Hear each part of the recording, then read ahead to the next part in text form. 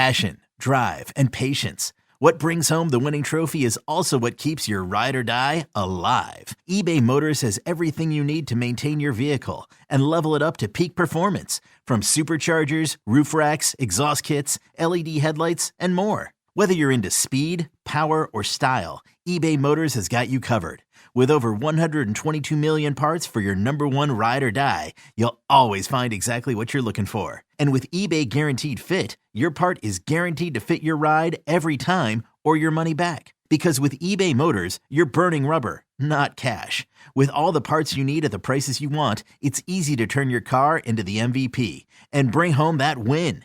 Keep your ride or die alive at ebaymotors.com. Eligible items only. Exclusions apply. My days working, taking care of my little ones can be a lot. I checked out care.com and it was so easy for me to find local, experienced, and background check sitters. Finding our babysitter was way more affordable than I thought. Care.com makes it super easy.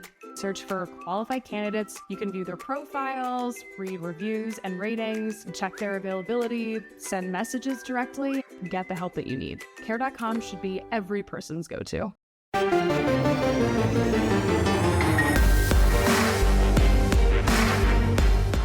Welcome to the PowerCat Podcast, GoPowerCat.com's Kansas State Athletics Show. Make sure you're subscribing to our show at Apple, Spotify, Amazon, or wherever you get your podcasts. Now, from the GPC studios, here's your host, GoPowerCat publisher, Tim Fitzgerald. Welcome to another edition of the PowerCat Questions Podcast, your first August edition. I don't know what the hell happened, but we're under a month to kickoff of Kansas State football. Tim Fitzgerald, Zach Carlson, Cole Carmody right here in the GPC studios with two kind of smelly and needy dogs. And that doesn't include Gilbert, who's not here. Who's both of those things. He's smelly and needy. And he's a dog. Oh, he's a total dog. We're sponsored by Fridge Wholesale Liquor. They're not a dog. They're like, I don't even know. But they're awesome. What kind of animal could they be? A lion. Ooh. You telling the truth? The kings of the liquor business. I like it. I was afraid you were lying. Get into the Fridge whenever you get into Manhattan. That time is coming. You folks, all of you nice folks, even the ones from out west that have to drive through more construction to get to Manhattan for football season, but that's a whole different story. You need to stop in the Fridge. When it comes to tailgating, leave your liquor at home. That's your home liquor. That's cherished. I mean, that's like a family heirloom. Leave it at home. Pick up your tailgate liquor at the Fridge. It's right on your way to the stadium. If you want to go, I would. Stop in the Fridge at the corner of Claflin and Westport. Got it. 5, Barely. 6, 7, 8 years. I'm finally getting it. I don't even know what we're going to talk about. Is anything going on? I mean, I don't know. Well, all I know is... Are we still in a conference at Kansas State? What's going on? Would you agree with me that August means two things in this part of the country? Well, three things. It really means bad baseball with the Royals. No, this is great baseball. 4 in a row right now as we're recording this, by the way. Cooking. Great baseball. They aren't eliminated There yet. was Nicky Lopez holding them back. Bad baseball, Chiefs training camp. Oh, yeah. And K-State football fall camp. And boob sweat. That too. That's just for me, though. That's the fourth team. Just, yeah, a lot of sweat. Mm-hmm. Let's do this, guys. I'm going on vacation next week. We didn't even think about that. We got to record. We got to record another one, don't we? Oh, before we leave. Oh, crap. We got to figure that out. But after we record this, we'll be recording the overtime, and that will be the last one before football. I got to record a Life of Fitz for while I'm on vacation. I got to do some videos to get them stockpiled. Work. So let's quit messing around. You stop whatever you're doing and think about the Fridge and listen to the questions from Wabash Station, because here's Cole Carmody. From I Like Pickles Cat, who of the wide receivers are most likely to have a breakout season? And this says excluding Phillip Brooks and Keegan Johnson. Well, that crap, that's my answers. I don't think you can exclude Keegan. I mean, yeah. He came out of the Iowa system where, they're barely throwing the ball at all. I think he's interesting, and I think they're going to use Brooks in some different situations, try to make up for some of the things they lose from Deuce Vaughn in open space, and use Phillip for that. I don't know, but I guess I'm hoping it's RJ Garcia. I hope to see what we've heard so much promise of, and I hope he takes the next step and becomes a reliable receiver for this football program. Yeah, I mean, I think it really comes down to what do you mean by breakout, right? I mean, Keegan Johnson had 2 receptions for 11 yards last season. He was hurt. I get that. But there's going to be people that don't watch K-State, that just follow their team in the Big 12, and they look at, oh, who is this guy that's got 5 receptions for 70 yards and a touchdown on us? And then they go looking like, oh, this guy only had 2 receptions the year before. Right? They don't understand that. But I think technically that would qualify as a breakout season. But we're expecting it. It's not a breakout. No, or a breakthrough season if we expect it to happen. And I think it's fair to exclude Phillip Brooks. Is it unwarranted, though? I think it's fair to exclude Phillip Brooks because he's a veteran guy. Yes. Of course you can't pick him. I think Keegan Johnson coming from, of all places, yes, it was Iowa. But you look at some of the numbers and you compare it to Iowa, he was a good receiver at Iowa when he was healthy. So then it leaves RJ Garcia, which I think that's who it's going to be. If you had to pick from these, I think really he's asking what is the number 3 wide receiver going to be, because I think that the expectation is both of those will be 1 and 2. But I think it'll be RJ Garcia. I hope it's Sterling Lockett. That's a name that he's been around for a couple of years now. He hasn't necessarily, done much. I hope that it's him, but I think RJ Garcia is probably going to be in the mix a lot more than what he was last year. Jaden Jackson, Ole Miss transfer from last year. That'd be good. Now, granted, this is where you have to say asterisks here, okay? He has 2 years of eligibility left. That much is true. But he's already played 4 seasons. So this is a guy who has hardly any career receptions. Let's see, as I'm doing quick math, 17 career receptions in 4 years. 3 at Ole Miss, 3 years at Ole Miss, obviously last year at Kansas State. I believe he redshirted. I believe he played in the less than 4 games he needed a redshirt. He still has his 2020 season as well. He's coming off of an injury, but that was somebody who I know fans were really high on, and the program was really high on last season, but I don't think it ever really developed. And quite honestly, that was a guy I think some people looked at in the offseason when all these receivers were coming in, and Phillip Brooks decided to return as maybe somebody who might pursue an opportunity elsewhere, but he stayed. And so to me, that says he might be higher up on the depth chart than we likely think. So that is a guy that I am keeping my eye on this offense to see if he can develop some kind of relationship with Will Howard. Yeah, I would agree with all that. Very good. Next question comes from Big Sam. What position battle in KSU's fall camp has your greatest focus, and why? I want to see who steps up at corner. I mean, Parrish is probably going to be one of them, and who's going to be that other one?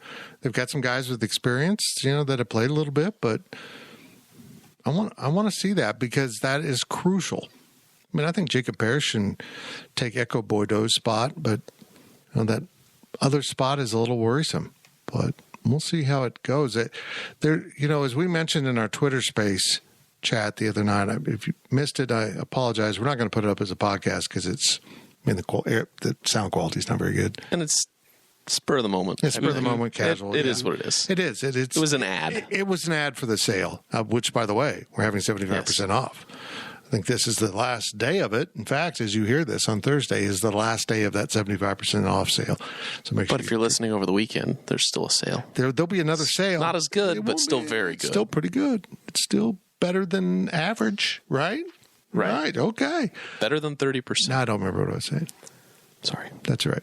It was a great thought, but then I got into this. There's a lot of cornerbacks on this roster that can play. I'm just, I didn't really think about it.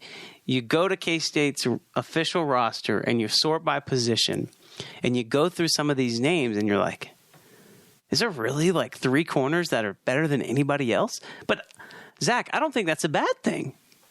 I have full confidence in what Van Malone can do to develop these guys to where I don't think having everybody be about the same is a bad thing.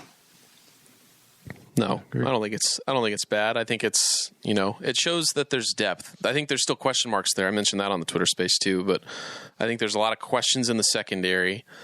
But I think the personnel, and this probably is the answer to the question is, yeah, you're focused on who the guys are going to be, but you're not necessarily concerned about the quality of what the guys are going to bring. I think that the sense is that everyone feels pretty good about the secondary. But my answer to this question goes back to the first question. I think it is wide receiver, just who is going to emerge, after Phillip Brooks. Because I think you can include Keagan Johnson into this, Sure, we think that he's going to be, top 2 receiver, but, if he does need to have that breakout year. But like you mentioned earlier, Jaden Jackson, RJ Garcia, Sterling Lockett. It'll be interesting to see who emerges as, the third, the fourth, the fifth guy, that might be getting catches throughout the season. What about safety? Any worries there? Yeah, no, I've got them. They certainly need someone else to step up and be part of it. We have a dog currently dreaming here. Mm-hmm.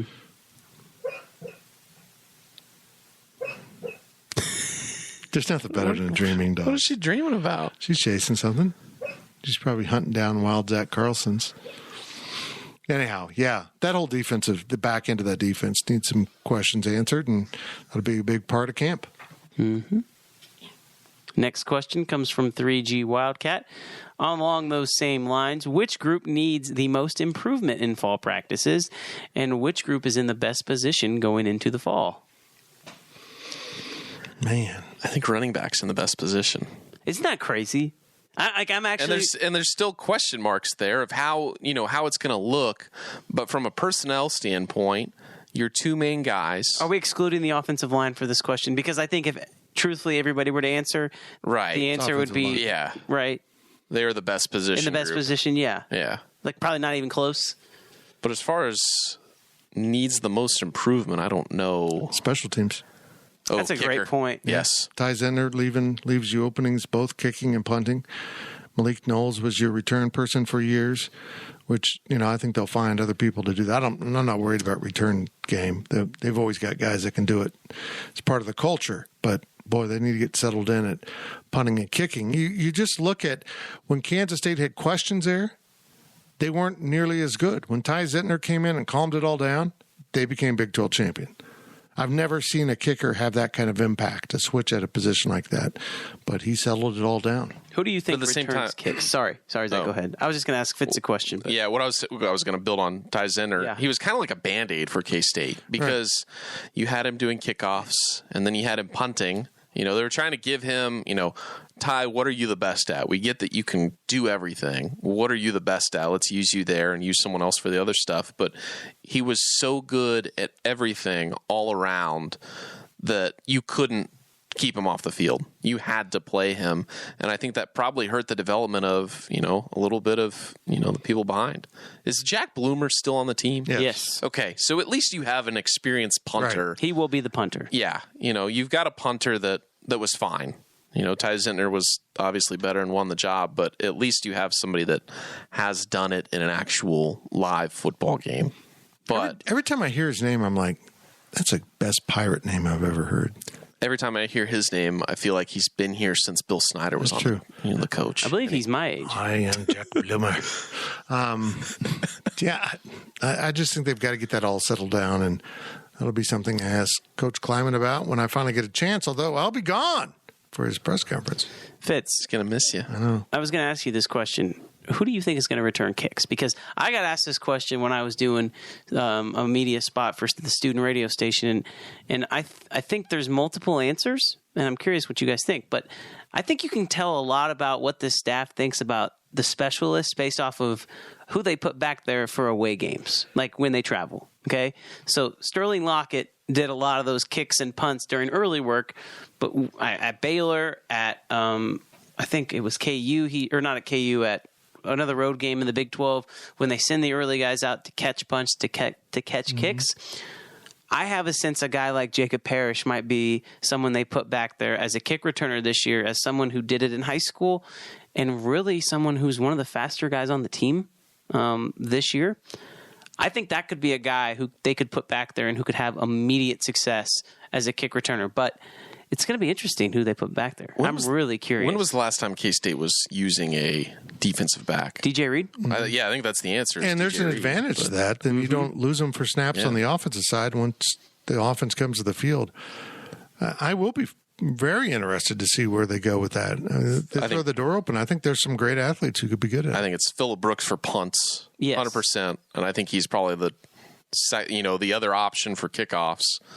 I think there's one spot. Obviously, there's one spot available. I really don't know. I just think for kickoffs, you have to be more of an explosive athlete. For punts, you got to be more of a read your blocks and almost kind of like a running back, right? Yeah. Like for kicks, you have to explode through the hole. For punts, you got to see how your blocks are shaping up. And if you can get to the outside, you get to the outside. But I mean, that was something, guys, that they were so good about with Malik. That will be a noticeable difference if they cannot find ways to flip the field on special teams this year. It's a concern. I want to see what happens, obviously, but that is definitely something that I think everybody's circling. Yeah. I mean, it's always been a point of pride of this university, and they've always had someone that steps up. I mean, we've gone through so many epic returners, David Allen and Terrence Newman and the entire Lockett family, it seems like. But, now there's an opportunity for someone to step into a great tradition. Mm-hmm. Last question of the first half of the podcast comes from TDE67. Would you classify the anticipation for the upcoming football and basketball seasons as increased, decreased, or the same as last season? Oh, I think it's increased because of basketball. I mean, and plus football winning the Big 12. If people are talking about back-to-back championships, that's an increase in anticipation. When we're looking at basketball ticket sales, they might be sold out by now. Right. How easily available is a ticket or a pair of tickets versus this year versus last year? They're not. It is much harder to get a ticket that isn't a scattered single this year than it was last year. So I think you can definitely say it's increased, but the issue with us though, we work in a place where our customers are the best of the best, most engaged. Right. Fans in a fan base. So for us, it feels the same almost, when we've got, everybody's on the boards ready for football.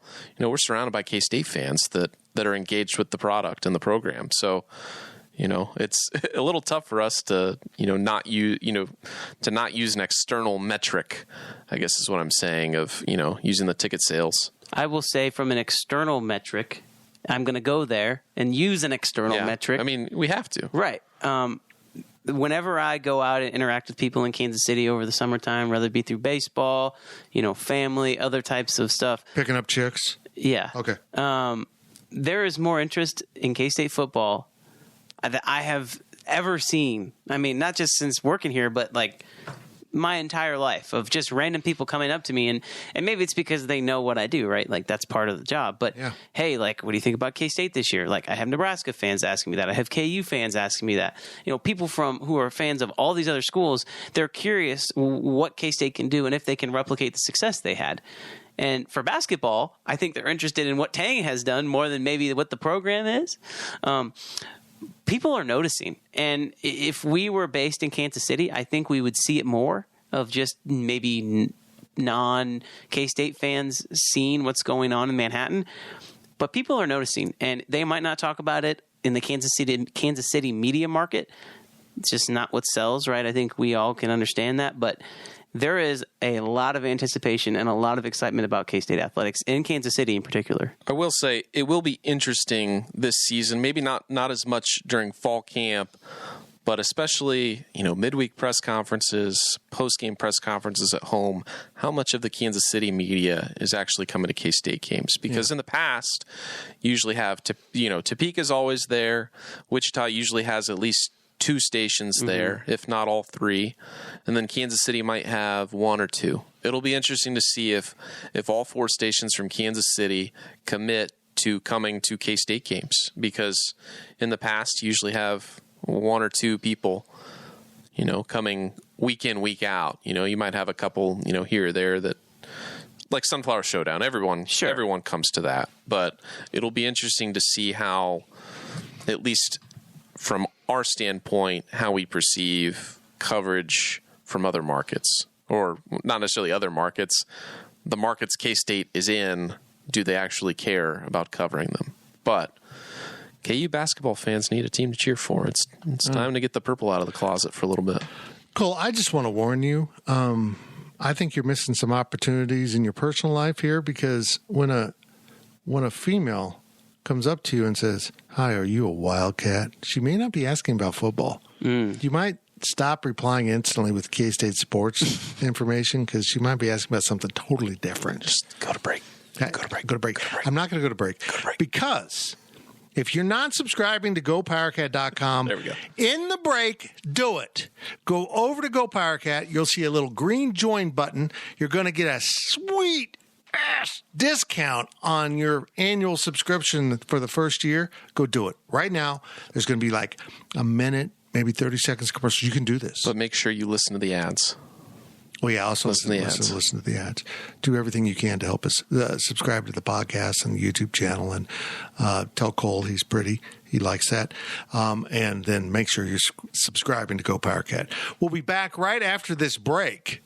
And this just isn't a break. This is putting food in my dog's mouths. This is important.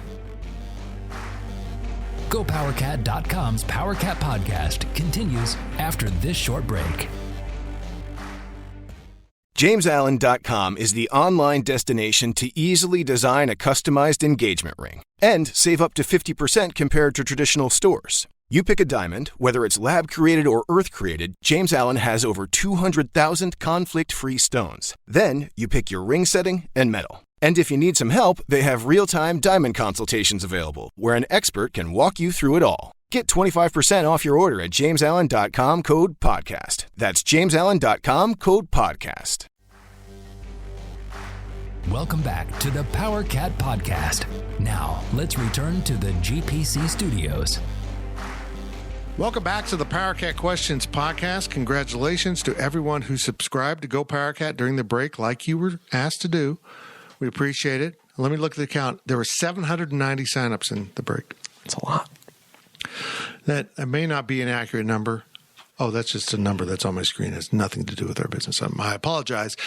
But what does have a lot to do with our business is Fridge Wholesale Liquor. Make sure you stop into the Fridge. When you come to Manhattan, look, I've got a fraternity reunion coming into town in mid-August. I'm going to demand they all buy their liquor from the Fridge. Boy, they drink a lot. I don't know where I got that from. But again, we're having a great sale at GoPowerCat.com. Go over there, check it out, hit that green join button, and see what the deal of the day is, because we're going to be doing it for a little while, having some fun, growing the site, and we are growing like crazy. We are one of the top expanding sites on the 24/7 Sports Network, so we appreciate everyone's ongoing support. We're still alive and doing quite well. On with the questions from Wabash Station. Here's Cole Carmody. First question of the second half comes from Call Me T22. Long term, way down the line, do you see realignment reverting back to regionality? In my mind, the consolidation of power in college football will eventually allow conferences to pool their rights collectively and return to smaller regional conferences. That's a very interesting point. And let's just look at it, some of the stuff I've broken down on video. If the conference goes to 16, they really want 4 West, 4 East, 4 Texas, 4 Central. You are essentially in a 4-team conference at that point. You're going to play those schools all the time. You're going to play them home and home in basketball every year in football, and then you'll play everyone else, twice every 4 years or whatever basketball works out to, once instead of twice a year.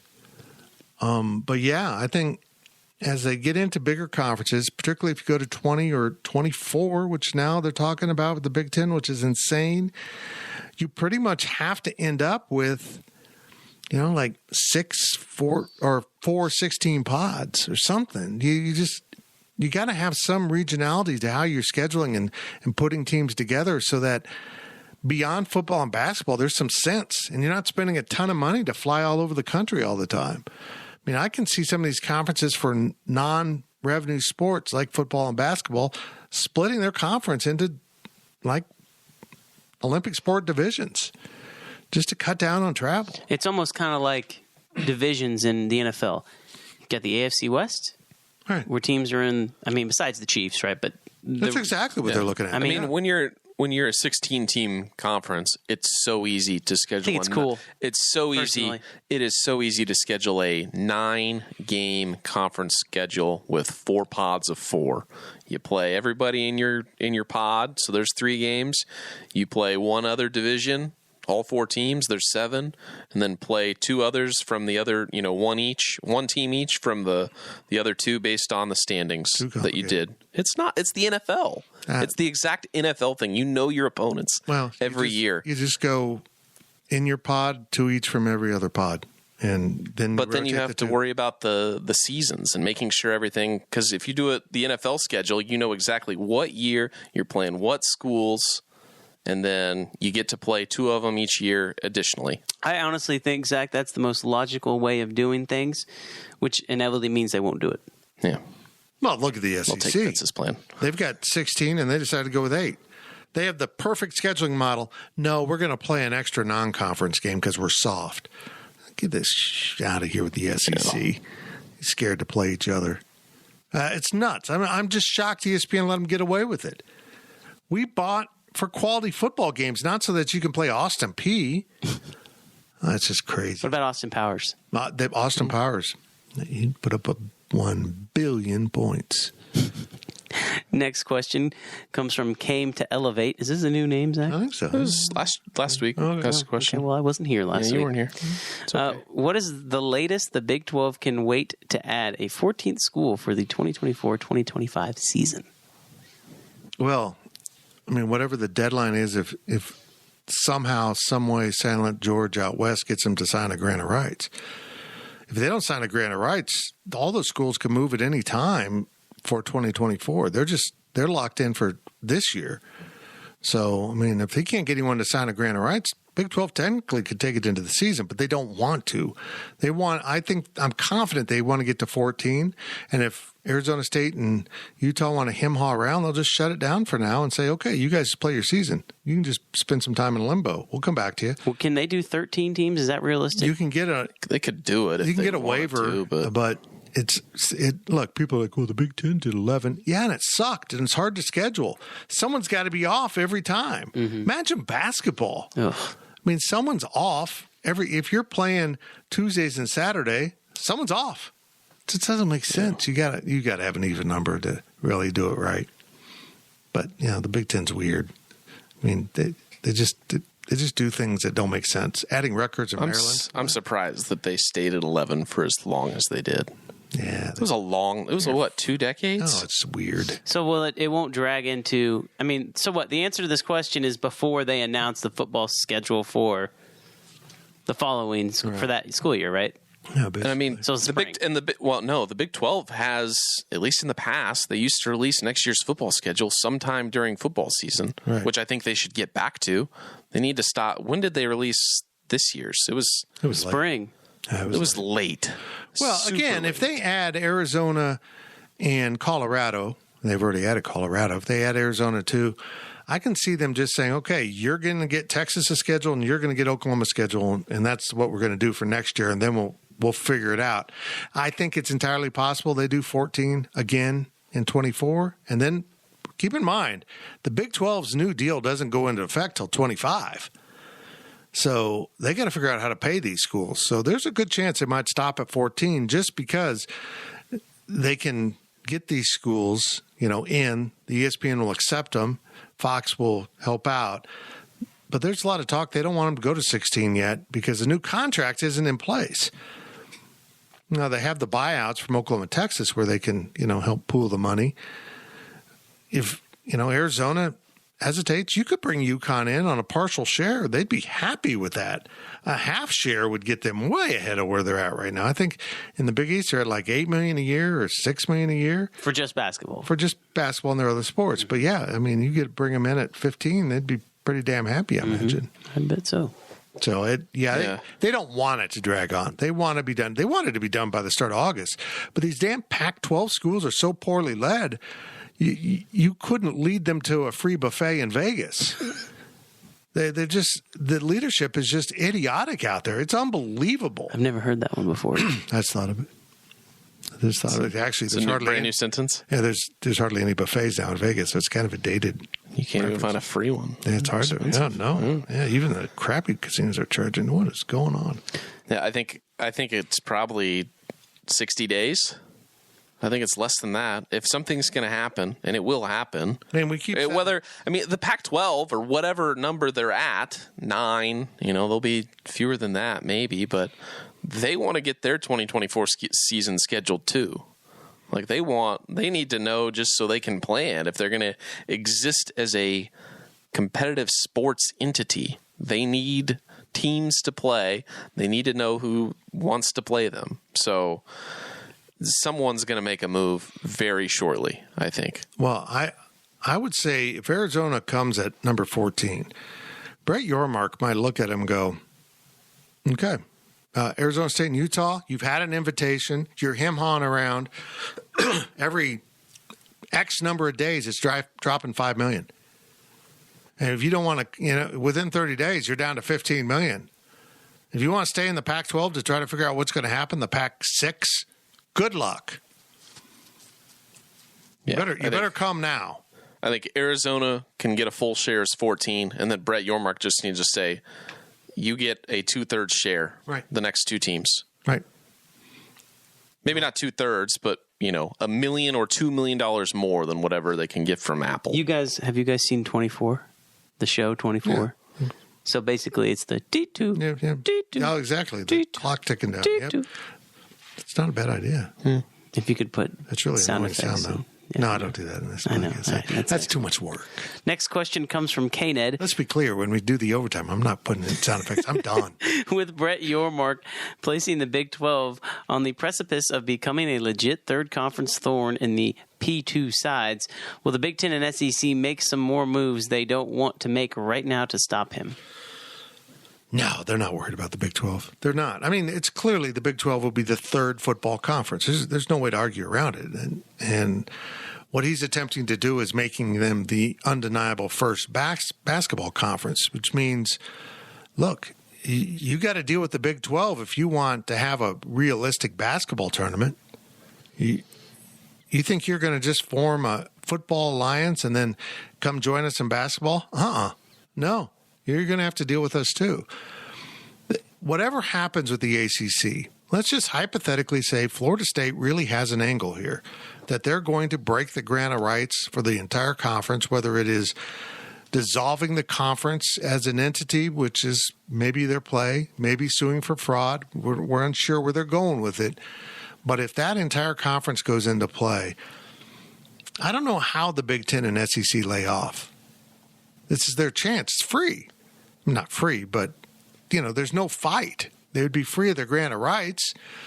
They'd have to get the networks to go. But, guys, at the end of the day, I know we're talking about the networks are short on cash. It's not a good time.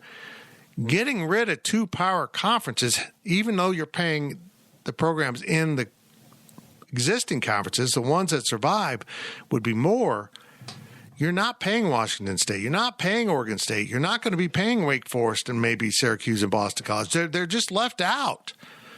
So there's some savings there. And plus you end up with really dynamic programming. I think 16 is the right number. I wish we end up with 4 16-team conferences, but I think we're headed towards 4 20-team conferences, and the Big Ten might go to 24. I don't think the SEC and Big 12 would follow. I'm going to make a comment here about the Big 12 and being a legitimate third conference. So I know our colleague over at 24/7, Bud Elliott, and I know you've done his podcast multiple times. If you haven't listened to his stuff, it's really good. But he had a tweet earlier in the week that talked about in the Big 12, there's no legitimate contenders to compete for a national championship. And he got a lot of blowback on that. I think he's right now.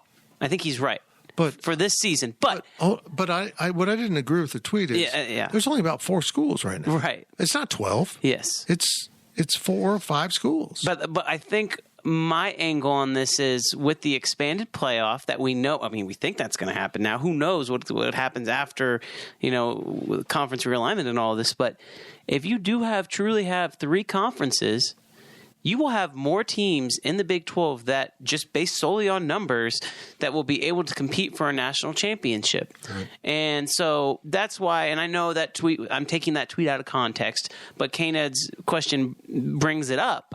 I mean, there will be teams competing for national championships, and you can throw Kansas State into that mix. If you win your conference, you're definitely going to be one of the best teams in the country. Let's make the conference championship game, you're one of the best teams in the country. Right. Correct. Let's be clear. I think if they go to 3 major conferences before the playoff hits, the top 2, every conference is getting 2 teams. And we accept the fact the SEC will probably get 4.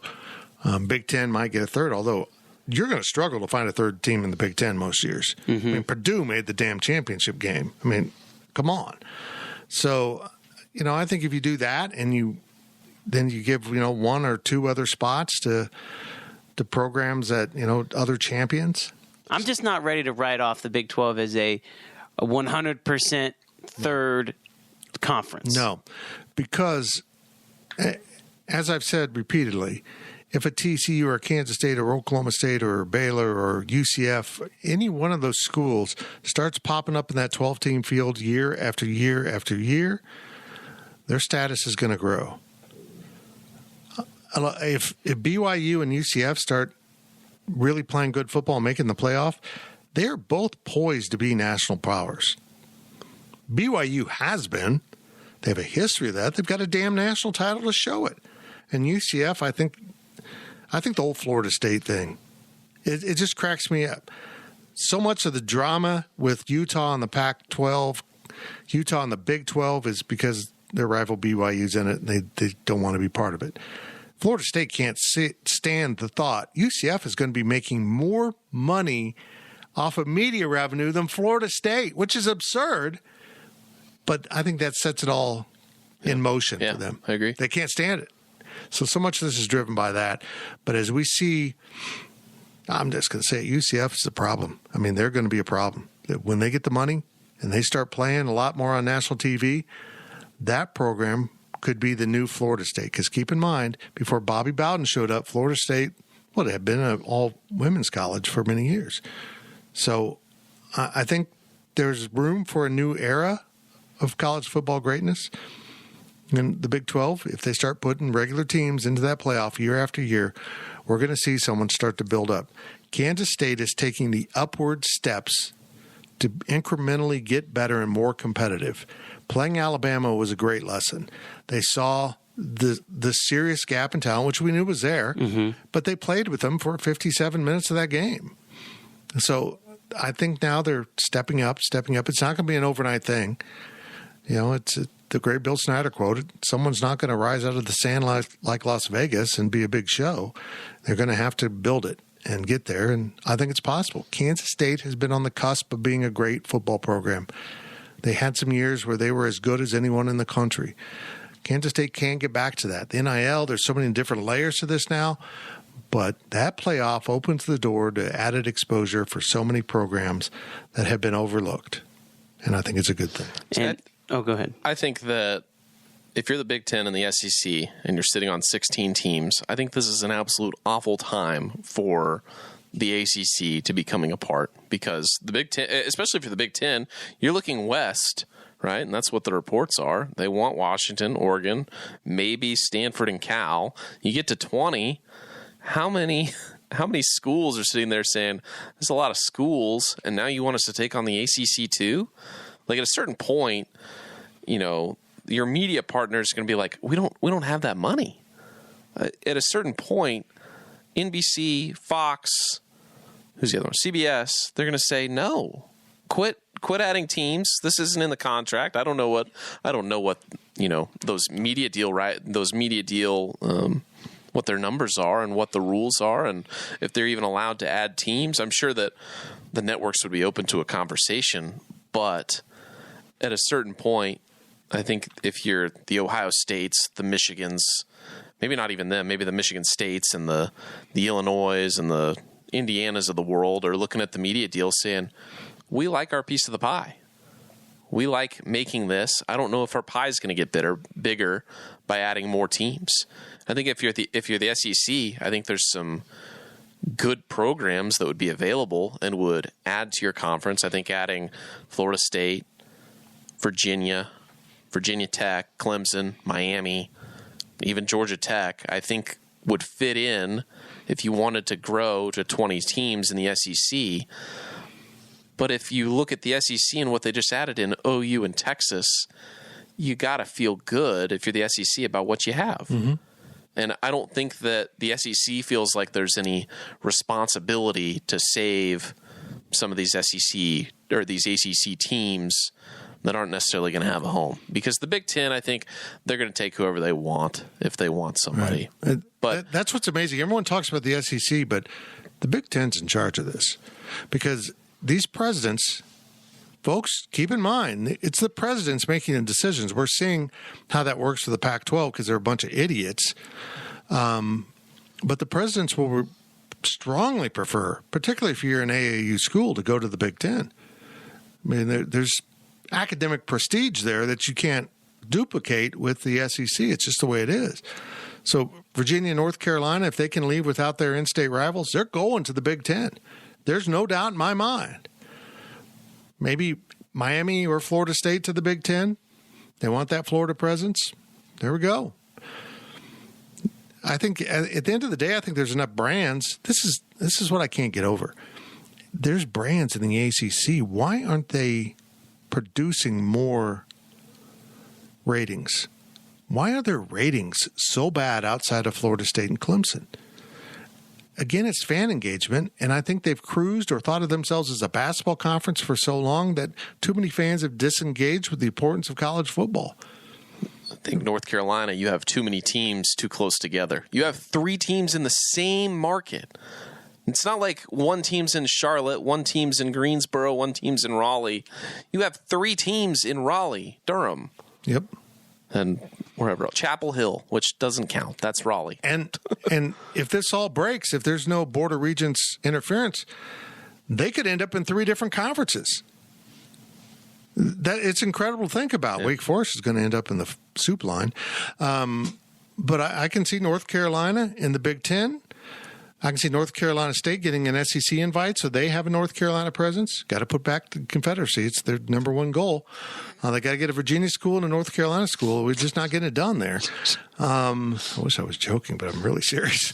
And then probably Duke, because of the basketball play, would be a good addition for the Big 12. First of all, this conversation is great, and it carries over into the next question. Yep. From Gillum fan 663. There's an extra 6 in there. I can't read numbers. It's the zip code of Gillum's hometown. Oh, okay. Shout out Plainville. Which I don't remember. Yeah, there you go, Plainville. This is the last question, by the way. Yeah, last question. I forgot to say that. He says, this question is from Lake Kick with Josh Pate, but I'm curious about your thoughts on it. Would you rather have college football in what it was in 2007 with regionality in the BCS, or would you rather have college football where you picture it being in 2027? I didn't like the BCS. I wish we could have the old ways with the new playoff. I feel like anybody who answers this question, like if Ryan Gilbert was sitting here on this podcast, I know how he would answer because he's a big nostalgia person. Mm-hmm. If you say 2007, it's nostalgia because the BCS was a flawed system regardless of the conferences. But it was more fun than whatever dog and pony show they put on ESPN every Tuesday night during the football play. Now, do I wish K-State was playing Nebraska? Yeah, I do. I think that not in 2007 with Ron Prince. I still got flashbacks from that. PTSD. You got to think about it like this, though, guys. Like K-State's going to play Missouri this year. Next year they're going to play Colorado. They played A&M as recently as 3 years ago? 2016. Was that the most recent? Yeah. Okay. I mean, you're still having those games with your rivals, just not as consistently. So if you want to claim geography and regionality as, that's what we need to get back to, you're still going to have those games in postseason play because, let's face it, the Bulls want that, right? They want that nostalgia. I would argue that 2027 college football looks more like professional sports, and if there's one thing we know about professional sports versus collegiate sports, it's that people want to watch professional sports for whatever their reason is. It's a better product. right? Is that really the ultimate thing right there? It's a better product. I would argue that the 2027 format would be much greater than the 2007 format. I think I agree. I'd rather watch it. I think I'd rather watch it. Yeah. I think a 12-team playoff, once it finally happens, I think it's going to be fine. And ultimately, I think if you win 12 games in a season, you have a path to a national championship, which I don't think you can say that this year. But any school in 2027, even if it's UTEP or UTSA or whoever was, undefeated this year in the Sun Belt or Conference USA, there's no excuse not to put them in anymore once you expand to 12 teams. If you go undefeated and run the table, I think you're going to be playing for, you're going to be in that round of 12 or whatever you call the first round with 4 byes. I'm old, and so I've got some nostalgia to me, but the bowl format has been broken for a very long time. We keep hearing about tradition as they all change their names. So I'm kind of over the whole bowl thing. I mean, you look at everything that happened with last year's Sugar Bowl. It's the damn Sugar Bowl. But it was cool, but it didn't there wasn't anything conclusive that comes out of Alabama beating K-State. Okay. But if it's a playoff game, it means something. I'd be fine with the bowls just disappearing. I really would. And just go to a playoff and maybe just like JUCO or Division II, you got some bowls for the teams that don't make it to the playoff. It's fine with me. I really don't give a crap about the Rose Bowl, Orange Bowl. They've all sold their souls. They've all passed over more qualified teams to do something for TV ratings. No, I'm done with them. I'm just done with them. I don't care. So I guess I'm going with current. As much as I'm not a huge fan of realignment, I'm becoming a bigger fan because apparently the Big 12 is going to survive. I don't know how we got here, but here we are. Sorry, Stu. That's what happens. That's it for this edition of the PowerCat Questions podcast. Maybe we'll do another one. Maybe we'll have one for next week. I don't know. We got to figure this out. But we will have an overtime. The last overtime before football season arrives on Sunday. But as this one ends, just remember, if you're listening on Thursday, there's a great sale. If you're listening after Thursday, there's a really good sale. There's still a significant bargain being offered on a Go PowerCat subscription to 24/7 Sports. Appreciate you listening. We'll be back next week with another edition of this, the Questions Podcast, I think. Thank you for listening to the PowerCat Podcast. Make sure you're subscribing to our show at Apple, Spotify, Amazon, or wherever you get your podcasts. PowerCat Podcast. All rights reserved. GoPowerCat.com.